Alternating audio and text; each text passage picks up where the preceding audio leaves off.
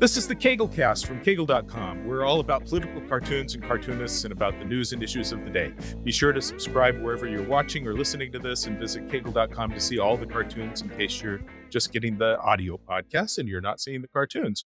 We'll discuss the top 10 most reprinted editorial cartoons in America from the last week. I'm Daryl Kegel, and I'm here with Brian Farrington, our editor at Kegel Cartoons. And today we have two great award-winning cartoonists, Pat Bagley, who's drawn for decades for the Salt Lake Tribune in Utah. Hello, Pat. Hi there. And RJ Matson from Maine, who drew for years for the St. Louis Post-Dispatch and Mad Magazine and the New Yorker and just about every place else. Nice to see you, RJ. Hi, nice to see you. So, gentlemen, what we're going to do is we're going to go through those top 10 cartoons. And I just want to say, these are the cartoons that editors chose to print. They may not be your favorite cartoons or our favorite cartoons. Editors have different criteria for cartoons of what cartoonists do. Cartoonists like hard-hitting, tough cartoons that are persuasive and change people's minds, and we like to do powerful things. Editors like cartoons that don't generate any letters to the editor and are about topics of the day without taking a strong point of view on either side. And I have mixed feelings about showing these top 10 cartoons each of these podcasts because we end up talking all the time about what editors like and how that frustrates us. And I guess that's on all of our minds. Apparently, this is true of small town newspapers, that they don't really like the controversy. The cartoons are nothing but trouble. I think in bigger newspapers, they've got thicker skins and they tend to be a little more open-minded, I guess. True. When I was hired at the Post-Dispatch, they told me they were looking for trouble and they wanted a crusading cartoonist. And that was the goal. You have the same situation in Salt Lake. You're on the editorial board. You take part in all the editorial board meetings with the editorial page editor and the writer. And you generally come to a consensus on most issues. And even though they might present your cartoon as the cartoonist view as opposed to the editorial page view of the day, I tended to stay in line with what we agreed on. So if we had a big debate and decided to endorse one candidate over another, I would reflect that in my cartoon. Generally, we were all somewhat aligned anyway. You have the number one cartoon of the week, which is this one. It's a Social Security card, and the Democrat donkey and the Republican elephant are pushing the pillars out from under the Social Security roof, and they're both saying, for starters, we're taking this off the table, benefit cuts and new taxes. I should say that I read all of these and describe the cartoons because we're also an audio podcast and most people can't see the cartoons. So, RJ, what do you think? I like the image. I like the joke. This is drawn for Roll Call, which is a newspaper that has been around for about 70 years. It covered Congress and Capitol Hill as if it were a small town, as if it were like an industry journal like Variety covers Hollywood. The editor, they're willing to do hard-hitting cartoons that make fun of specific politicians and take on each party. But I'm sort of always aware that day after day, week after week, they don't want it to seem like they're partisan and only picking on one side. So in any deadline day, I'll send them 4 or 5 sketches of different jokes on different topics. And I always try to sprinkle in cartoons that are sort of a pocket on Boaster House type of cartoon that make fun of both parties. So it never surprises me when they pick a cartoon like this. These cartoons may not always be the ones I'm most passionate about, but sometimes they can be very funny and pointed. And I see how this could be popular in the sense of being reprinted in the most newspapers around the country.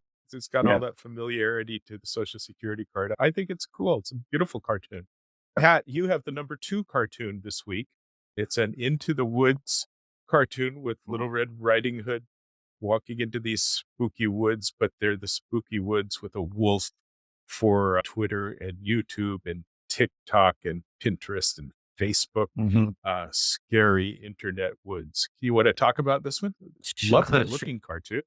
Sure. Apparently, suicide rates among teenagers are going up, especially with girls. And they're trying to figure out what is causing it. I think that one of the causes may be social media. We evolved over millions of years to be in groups. And all of a sudden we're thrown into this wholly different kind of group, and we're not really equipped to handle this. Anybody who goes on to Twitter, Facebook, don't have to go very far to find people who violently disagree with you and wish really horrible things on you. And I've got a thick skin.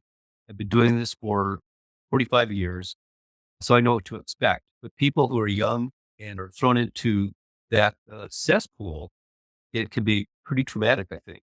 So that's what I'm trying to say in the cartoon, is that it is like going into the woods, and there are scary wolves out there. And also, this is a cartoon that both left and right would agree with right now. So that makes sense that the editors would gravitate toward this. Yeah. Beautiful looking cartoon. So thank you.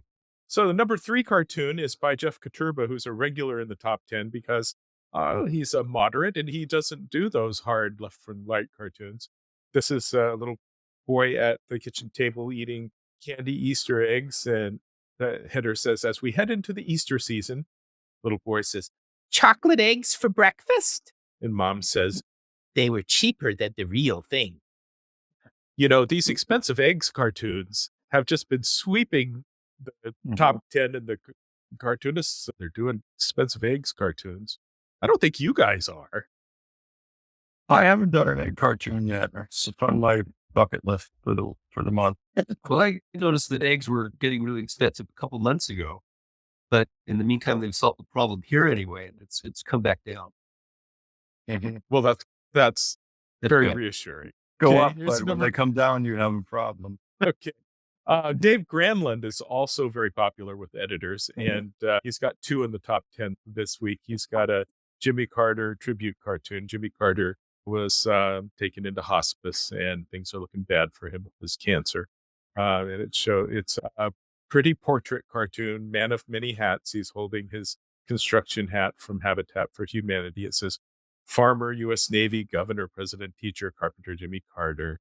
You know, every so often that we see cartoons like this, typically they're obituary cartoons. This one's a little bit early. Actually, I have been getting submissions of Jimmy Carter obituary cartoons early from cartoonists. So we have to be careful not to post them. We've gotten in a lot of trouble for that in the past, particularly with Nelson Mandela, because he was reportedly near death for something like 3 or 4 months. And we probably got 30 Nelson Mandela obituary cartoons a couple of months before he died. And we got so many angry complaints. It's like the whole world was outraged at us. Well, I have a question for both of you guys.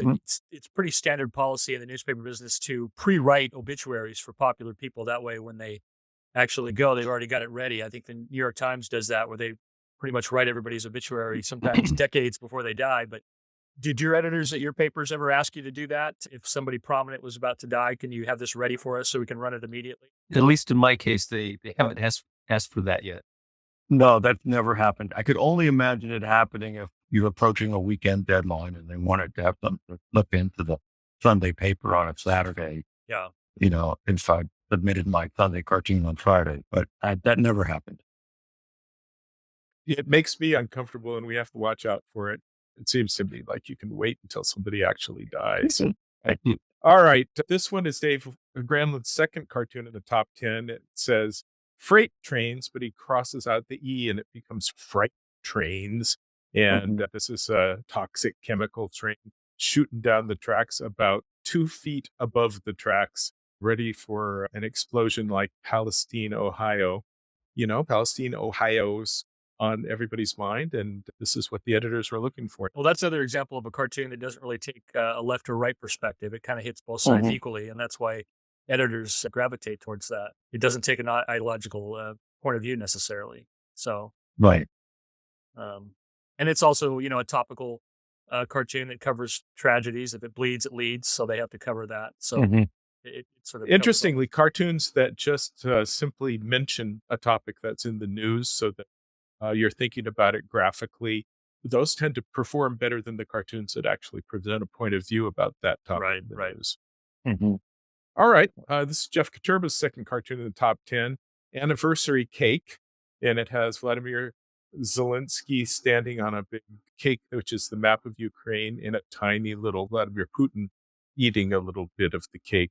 He's very tiny. This is a standard trope for editorial cartoons to draw the character as diminished and being very small when you want to put him down. Presidents tend to shrink as they go more years in office, but not all presidents. Trump got bigger and fatter, but boy, Jimmy Carter sure shrank. Yeah, I think it was Jimmy Carter who was the first president that was depicted as being diminished. And it could have been Jeff McNally who did that. Since then, other people have picked it up too. I do notice that editors shy away from Ukraine cartoons. They do. That's kind of disappointing. I would have drawn many more cartoons on it after a year than I have. And maybe I've gone months and not touched on the war in Ukraine. Them shying away from cartoons probably speaks to the editors thinking that the readers are not interested in cartoons, which is a shame. We get the stats from our own site, and any cartoons about anything happening in a foreign country get very little traffic, even if it's a big important event in a foreign country. The readers just don't have interest in that. Except when the Queen croaked, that got a lot of mileage. But other than that, I just think that network news, news on television, big newspapers, they just don't have budget and staff to cover world events like they used to. right. And they become less of a priority. And then there's less demand from the editor. But if it's not always in the news prominently, then maybe even with a cartoonist, you're just focusing on other stuff when you really should be focusing on this huge story. Like a presidential trip to Ukraine. I did a Ukraine cartoon this week because the president was there, because Biden was there. So I just thought this should be covered a lot more than it has been by cartoonists throughout the year. Well, if Kim Kardashian traveled over there for some reason, it would be covered. But because she, that's part of the reason too. All right. This one's by Rick McKee. It's got a big inflation balloon, and newspapers just love these big balloon cartoons. The inflation balloon is lifting Uncle Sam up into the air, and he's tangled up in the cord, and Uncle Sam is thinking, "Where's a fighter jet when you need one?" No soft landing if you get shot down. Anyway. Here's one by Adam Ziglas. Uncle Sam's looking up in the air at balloons and thinking, "We need to do something about these objects in the sky." While at the same time, behind his back, unnoticed, is the crash of chemical train in Palestine, Ohio. Yep. That's a classic, just sort of yoking two newspaper stories together. And those cartoons always click. That's a standard for cartoonists. How can we put two things together? Draw a chart with arrows between them, which two things go together to come up with your cartoon in the morning. You guys do that? When I'm desperate for an idea, maybe. It's one of the ways to search out a joke when you need to. So here is Pat Burns, New Yorker cartoonist. He's got the man sitting in the chair looking at his cell phone, and the wife looks horrified. Man says, "I don't know. Sometimes I wonder myself if I truly have this much hate in my heart, or if I'm just doing it for the likes." I think that's cute. That's a great comment on social media. Yeah. Pat Burns is great. And here at number 10 is John Darko from Missouri. And he's got Jesus preaching at, looks like the Wailing Wall. In the crowd, someone's saying, "He seems too woke for me." It is really, really rare that any kind of cartoon that depicts Jesus gets reprinted by newspapers. I know. I'm happy to see that. It seems like a cartoon that Pat would have drawn as well, by the way. Yeah, I don't think I have collected I've drawn lots of Jesuses that I don't think I've ever reprinted drawn at all. I've never drawn Muhammad. I've never drawn Buddha. I got to get off the ball here. Well, I can't recommend that you do. I have collected the 5 most reprinted cartoons that each of you have done in your entire careers with cable cartoons, and I thought I'd show those to you. Okay. So, Pat, this is your most popular cartoon ever with editors. It Wow. shows a little family, and they're looking at a house that's up in the air that looks like an arrow pointing up with the word rent. The rent is going up, and it says, "A major cause of homelessness explained." And the kids say, "It's too high," with some good cartoon cussing. And the lady is trying to step on a step ladder of her wages. I'm guessing that this is a surprise that this is your most popular cartoon ever. In fact, it is 25% more popular than your second most popular cartoon. And it was reprinted in close to 250 papers, the most that we can ever get a cartoon to be reprinted in. Wow.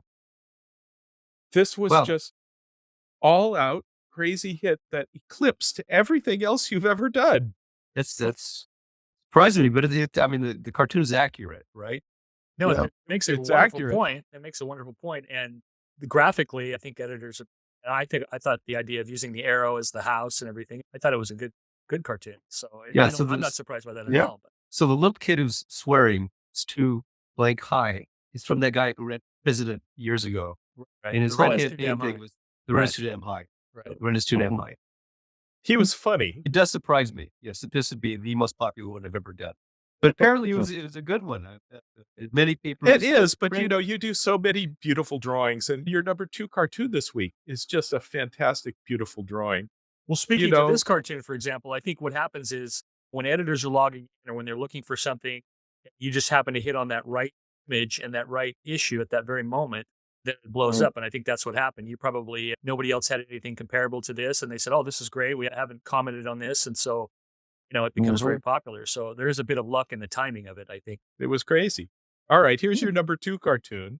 Oh. You've got a huge crowd of people of all colors, and it's got a big "We the People," and they're wearing T-shirts that say "Strike for climate, no justice, no peace. Black Lives Matter, global justice. I care. Do you equal pay? I can't breathe. Me too.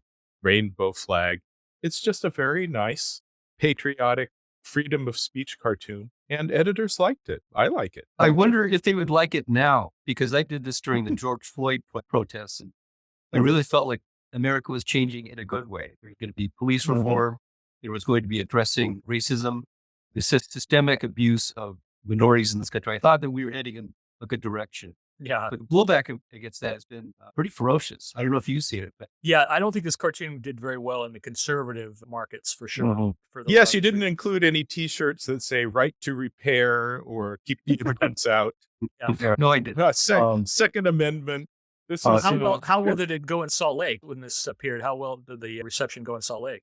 The Salt Lake Tribune is taken by people who are generally more, I guess, liberal. And so the cartoon got a great response. I heard from people at the bookstore just down around the corner that they loved this cartoon. They thought it was great. this is a showpiece of a cartoon. This Well, is a great one. It's really hard to do a crowd scene with lots of faces and have it. Oh, yeah. Looks like it was done so quick and easy, but really have a lot going on. And when I look at this, I see something I never noticed about your work. It just looks like a Joel Pfeiffer cartoon from the 1960s. Oh, he You- was one of my, you- he yeah, was one of my heroes. yeah. I Growing can up, see I that. loved his books. I loved his style. Great. It's really nice. Well, thank you. Well, it's a beautiful cartoon, Pat. I would put this on your obituary, but not early. Okay. Not too early. Okay. This is your third most popular cartoon, and you've got a mailbox labeled as useful, a voting booth labeled as useful, and a guy labeled as useless who's saying, "Bruh, your vote don't matter." Mhm. Mail-in voting, in-person voting, useless. I think that's cute. Well, Yeah. thank you. One of the biggest frustrations I have with our elections is the people who just don't care. They don't vote. And they'll say stuff like, both parties are the same. What's the difference? Which drives me absolutely crazy because they are not the same. Yeah. This is surely an election day cartoon, and also cartoons that are associated with holidays or events or anniversaries tend to far outperform other cartoons. So just the timing of this cartoon was a big boost to it. Okay, here's your number 5. You've got the graduate throwing up college cost on his hat and he's throwing in the air, and then he's looking up, and his hat is gone. He lost it. All that college cost went off into the ether. And I should say, too, that you reposted this cartoon, having posted it earlier. And this is just the stats from your reposted cartoon. But if you added them together, which I wasn't able to do, this might be your most popular cartoon. Interesting. I don't know about adding them together to get a lifetime number on it. Well, but again, it's one of those cartoons that doesn't go Democrat or Republican. Right. Yes, and also it's kind of it's kind of tied to the event of graduation time, and Yeah. they really do scarf up the graduation cartoons at that time. Yeah. Right. And graduations happen over maybe 6 weeks. It's not like it's all tied to 1 week of the year. So you could run that cartoon anytime in May or June. Right. Appropriate. Editors Well, are we hungry get for that 6 stuff, weeks just like of holiday cartoons. we get They- 6 Mhm. weeks of Christmas cartoons Yeah. and 6 weeks of it's too hot in the summer cartoons. Some events last for a while. You Good have graduation, then you have back to school, then you have summer vacation cartoons, and editors love that stuff. And still, even though all these events are great and really boost usage on the cartoonists submit the cartoons too late to be printed for the events. And we get all kinds of complaints from editors about that. It's very frustrating to us. We can't get the cartoonists to comply, but that's just our problem here. All right, Pat, this is your last one. And I guess that makes it number 5. And you've got the huge sun that's global warming. And the lady is trying to explain to the Trumpy in a red MAGA hat what's going on, which is very obvious in the big global warming lettering. And he says, I just don't see it. Yeah. That's a great cartoon. From a technical standpoint, are you guys using a pencil, or you guys get that sort of organic feel, which is so appealing? There's beautiful texture throughout this Yeah, cartoon. yeah, exactly. Mm-hmm. So I use an iPad with a pen, and the app is Procreate. It's got all kinds of brushes and all kinds of textures, and you can achieve a lot of different looks by changing pins and trying different things. Seems like I did something just a couple days ago where, because I was using Procreate, I could go back and I can't remember what it was, but it was an effect that I could do with Procreate that I otherwise could not do with an pented pencil. But it's the Procreate pencil, so it looks like the real thing. No, it's a great Well- effect. Great effect. Very, Lovely. very organic and great. So thank All you. right, RJ, this is your most popular cartoon you've ever drawn for us. You've been with us quite a few years. This is Biden on the set of The Price is Right, looking very much like Bob Barker. And you've got Democrats labeled progressives, moderates, and blue dogs with their guesses on how much it costs, 3.5 trillion, 2.5 trillion, 1 trillion. And the Republican looking glum, and he's guessed 1. This is a pox on both your houses Smart cartoon. bet. I'm sorry, what? I'm what the low bid is always a smart bid, isn't it? On the Price is Right.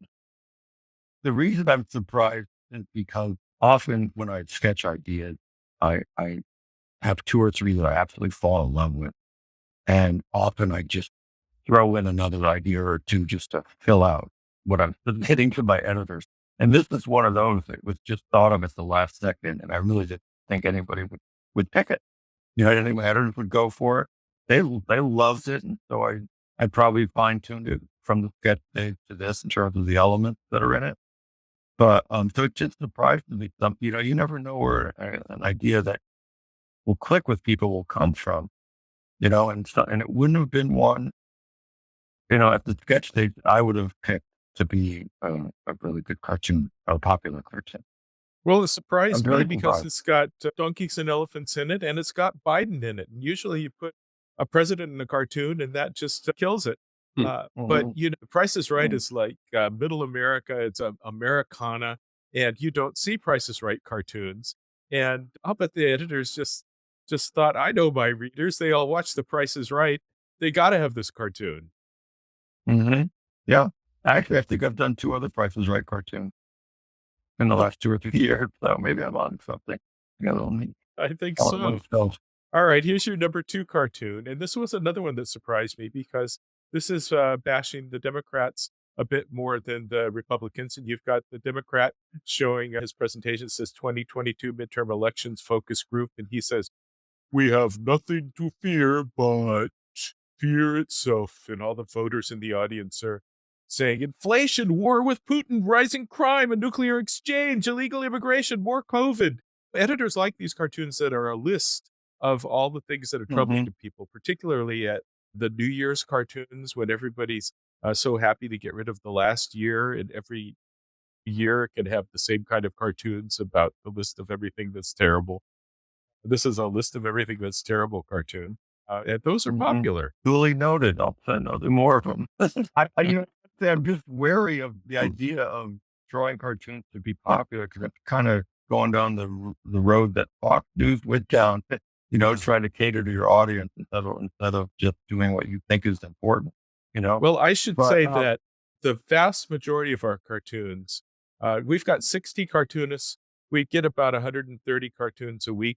And the top 5 of the top 10 every week probably are reprinted so much more than the bottom 5 and all the other 120 cartoons of the week that it's probably equal, the top 5 and the other 125 cartoons. fascinating. And we really need to have some cartoons that editors want in order to have a viable Mhm. thing that editors want to subscribe to. Because the cartoons that cartoonists want to draw, that 120 out of 130, that is not Mhm. at all what the customer wants. And cartoonists Right. tend to pay very little attention to the demand side of the equation, which I don't mind because I'm not really fond of what editors want. But at the same time, we have to have a viable product to make it work. Now, in both your cases, you Right. guys draw lots and lots of strong cartoons. And really, everybody draws some cartoons that editors would like, but also the strong cartoons that they want that the editors don't ever print. To Daryl's Yeah. point, the major pushback we've had was right after Trump was elected in that first Mhm. spring of 17. And about halfway through the spring, we started getting numerous complaints from editors saying, do you guys have any cartoons that aren't Trump bashing cartoons? And I said, well, Trump's a character, and even our conservative guys are taking swings at him. And they just said, well, the readers are sick of it. And we got a lot of pushback on that in terms of what the cartoonists felt they wanted to draw versus what the editors wanted to Mhm. run. And of course, that cooled off, and editors were sympathetic to what was happening. They just said, listen, we need anything that doesn't have Trump in it. We'll take anything. Everything has Trump in it right Right. now. And so what we did is on our login page, we put up the Trump friendly section, just so any cartoon about holiday or anything like that had nothing to do with Trump. Those became popular during that period of time. But that was definitely a period where the cartoonists wanted to draw, and it was their responsibility to do that. But so it was a little bit of a trying period. Daryl, you should mention that on your website, you put the most popular cartoons on the right-hand side of the screen, right? Keep in mind that that is a site that's only for editors, that the readers go to the kegel.com site where we don't call that out. Right. But for editors, we I were didn't know finding that. editors complaining that there were no conservative cartoons because they're bothered by cartoons that they disagree with more than they're reassured by the cartoons that reinforce their pre-existing worldview. And so we put up a conservative section at the top just to stop those complaints so that they Right. would see that there are conservative cartoons. And what we found was the conservative editors really don't print the conservative cartoons more than the liberal editors. They both print the same cartoons, which are the ones that are not taking any point of view. So that is really just to deal with the complaints. And the popular section is to deal with the editors who complain that all the cartoons are terrible. And, there's a lot of editors that complain about that. I realized that by culling out the cartoons that are popular, we are making them even more popular, which creates more of a distance between the popular ones and the less popular ones. Well, I should It's popular clarify. I with should clarify the editors. point of what Daryl said. When they complain and say they're terrible, they don't mean they're terribly drawn. They think they're wonderfully drawn. It's just they're terrible and they don't particularly agree with the message. Well, we have editors complaining about other syndicates, which we won't name, that are competitors who they think are terrible because the art is bad. That doesn't happen with us. They really appreciate the standard of work that most of our guys do. It's just that when they disagree, it's over the tone or the subject of the cartoon, which is, to be expected. This is one reason I think on these podcasts, I want to get away from just doing the popular cartoons. There's a simple solution. They could just hire a cartoonist to work. That kind of raises the question of since there's so few papers that have a cartoonist, do the syndicated cartoonists have a responsibility to provide the material for all these newspapers that don't hire their own, create stuff that with that broad appeal? Because if you're at a big daily newspaper, if you're doing a job right, in my opinion, you may be drawing 5 or 6 cartoons a week, and at least 3 of them should be on local issues. And then you need to do some national stuff and the local stuff for your own audience. But you're also tailoring your cartoons to your own editorial page's point of view. And if you're in that kind of situation, if you're drawing cartoons with broad appeal, there's definitely a need for it. I see that. No, I think a So, cartoonist has to be true to his own conscience and what he wants to draw or Mhm. she wants to draw. We don't tell anybody what to draw. We So, just have the data from the feedback of years of editors bitching and moaning, and this is what they bitch and yeah, moan but about. I mean, at any paper I'm at, I don't want to be a jerk. I generally like my community, and I want to draw cartoons that people in the community will like. I don't want to always be gadfly picking at, pointing out flaws and or challenging people to change their beliefs. I genuinely like drawing a cartoon that everybody loves, and it's just a feel good cartoon. A cartoonist has to be in tune with his own audience. Pat's Yeah, probably better at that than anybody around. Is he's so in tune with the people of Utah, and I think that's why he's still around. Is because And I've been here a yeah. long time. Sure. Yeah, Pat's been I know employed the longer audience. than any other cartoonist that has a job now. There Pat are does very some few great cartoonists cartoons who have about that. jobs now. Yeah, he does great cartoons about the state of Utah and the politics and the social Mhm. aspect of it, probably better than anybody because he's so in tune with that. And I think that speaks to why it's so important to have a cartoonist on staff is because after so much time, they know the readers better than anybody. And I think to RJ's point, that's why it's so important to hire cartoonists is to have that voice, and the readers can open up the paper or read it online, and they can relate to it because they said this is familiar. I get the references, I get Right. whatever else it is, and I think when you do purely syndicated material, you lose that. Well, I should add that about 50 years ago in the 70s, there were a little more than 2,000 newspapers, and there were about 150 cartoonists who had staff jobs. And, that is still 7% of Yeah. papers that had staff Shocking. Yeah, jobs. even if it's There peak, it have was very never low. been a large percentage of papers that Right. had staff jobs.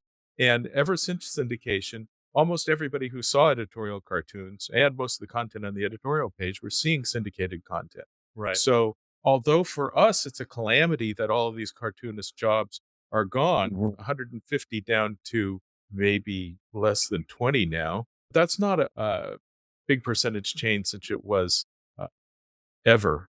It's Mhm. always been mostly syndicated cartoons. Right. When I was in St. Louis, the Post-Dispatch is a traditionally liberal paper, and the St. Louis Globe Democrat, I think it was called, was the conservative paper where Pat Buchanan was the editorial page editor. But that was closed about 20 years before I got there. But everyone in the community remembered it, all the conservatives. And so they were always policing the editorial page of the Post-Dispatch to make sure that we were out even-handed and always writing me.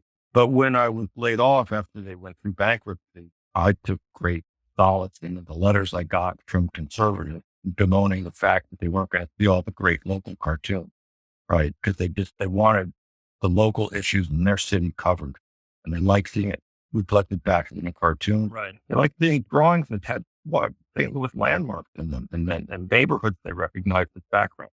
It's just a great way for a newspaper to build community, and it's Well, and it's the local like cartoons that have the most impact.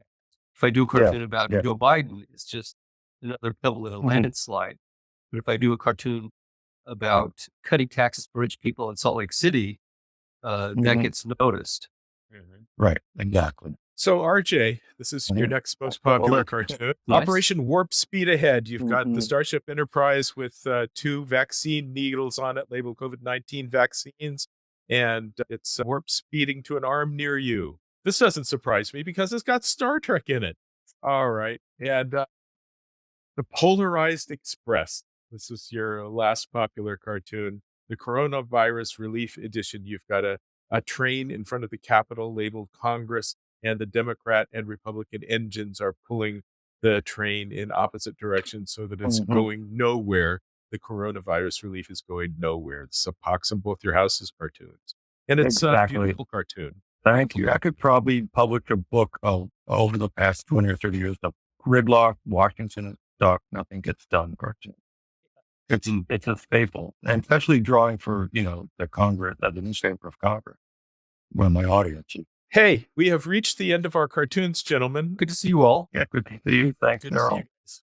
Hey, thanks for joining us. That's it. Remember to subscribe. Visit the keglecast.com site for all of our podcasts. Visit kegel.com to see all the cartoons by all the best cartoonists, including Pat and RJ. And I'll see you next time with another exciting episode about editorial cartoons. drawn by artificial intelligence with our brilliant cartoonist Rick McKee, who did the first syndicated drawn by artificial intelligence cartoon that we will be discussing as a threat to our lives and livelihood. Gentlemen, I will see you later. And again, thank you so much. Thank you. Thanks, Okay, guys. bye.